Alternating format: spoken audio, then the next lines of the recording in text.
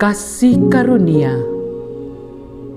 di dalam Tuhan kita Yesus Kristus yang terus memberkati kita pada hari ini, Sabtu 11 April 2026. Para pendengar renungan Oasis Fajar, mari kita menghampiri Allah dalam sujud berdoa kepadanya. Bapa di sorga, kami datang kepadamu. Kami sangat merindukan hidup kami terus dibaharui Allah dari hari ke hari melalui pembacaan firman Tuhan yang setiap waktu kami lakukan. Tolonglah kami mengerti firman-Mu. Demi nama Yesus kami berdoa. Amin. Firman Tuhan bagi kita pada hari ini terdapat dalam Yakobus 1 ayat 9 hingga ayat 11 dalam judul perikop keadaan rendah dan keadaan kaya. Baiklah saudara yang berada dalam keadaan yang rendah bermegah karena kedudukannya yang tinggi, dan orang kaya karena kedudukannya yang rendah, sebab ia akan lenyap seperti bunga rumput. Karena matahari terbit dengan panasnya yang terik dan melayukan rumput itu, sehingga gugurlah bunganya dan hilanglah semaraknya. Demikian jugalah halnya dengan orang kaya.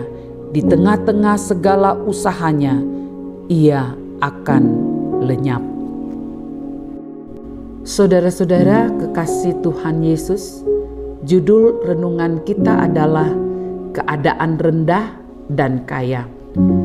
Diambil ayat penekanan Yakobus 1 ayat 9. Baiklah saudara yang berada dalam keadaan yang rendah bermegah karena kedudukannya yang tinggi. Firman Tuhan yang tertulis dalam ayat penekanan di atas berbicara tentang perspektif rohani dan bukan tentang kondisi jasmani atau lahiriah. Itulah yang dimaksud dengan orang yang rendah dalam arti miskin dan sederhana, diminta untuk bermegah dalam kedudukan yang tinggi.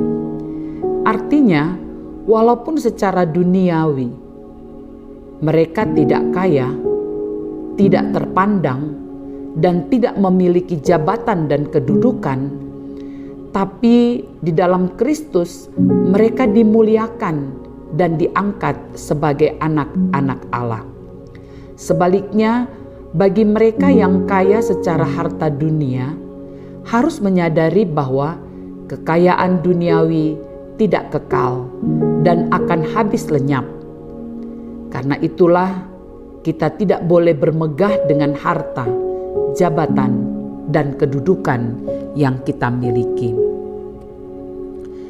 Itu berarti nilai seseorang tidak diukur dari status ekonominya, dari status sosialnya, dan dari keberadaannya, tapi semua dinilai dari identitasnya di dalam Kristus. Untuk itu, kita harus hidup rendah hati dan selalu bergantung sepenuhnya kepada Tuhan. Karena itulah arti kekayaan kita yang sesungguhnya. Melalui ayat penekanan di atas, kita diajak untuk melihat nilai hidup bukan dari sudut pandang dunia dan apa yang ada di dalamnya, termasuk dari sudut pandang manusia yang penuh dengan kekurangan dan keterbatasan. Tapi kita harus menilainya dari sudut pandang kerajaan Allah yang penuh kasih dan kemurahan.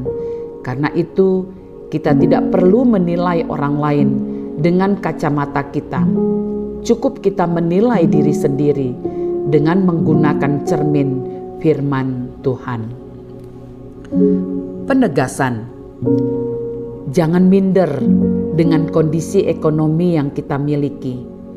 Yang penting kita kaya dalam iman dan penyerahan kepada Tuhan. Saudara-saudaraku, mari kita berdoa. Terima kasih Tuhan, karena Engkau memandang kami bukan secara jasmani, melainkan secara rohani.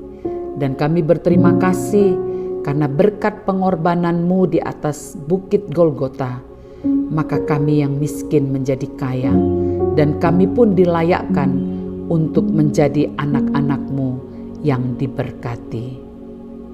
Dalam nama Yesus kami berdoa. Amin. Para pendengar renungan Oasis Fajar, kita telah mendengarkan uraian dari firman Tuhan yang dijabarkan dalam bentuk renungan hari ini. Kiranya Tuhan melimpahkan kekuatan bagi kita untuk terus menjadi pribadi-pribadi yang kaya dalam iman dan pengharapan di dalam Kristus Yesus. Amin.